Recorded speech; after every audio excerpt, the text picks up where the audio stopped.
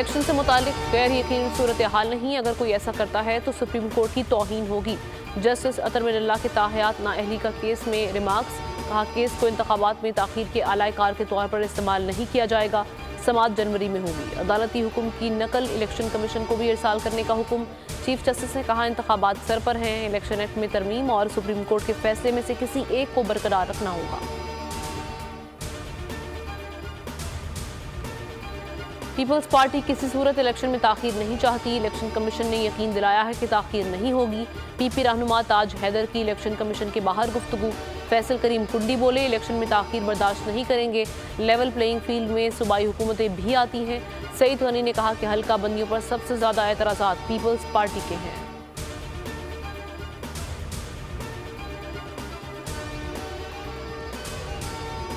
नून league का सिंध में सरगर्मियां तेज करने का फैसला। नवाज शरीफ 18 दिसंबर को कराची आएंगे। नून लीग ने सिंध भर में जलसों का ऐलान भी कर दिया। पहला वर्कर कन्वेंशन 15 दिसंबर को हैदराबाद में होगा। 20 से 25 दिसंबर तक भी खुसूसी तकरीबात होंगी। नून लीग के पार्लिमानी बोर्ड का 7वां इजलास। मुल्तान डिवीजन के उम्मीदवारों के इंटरव्यूज जारी।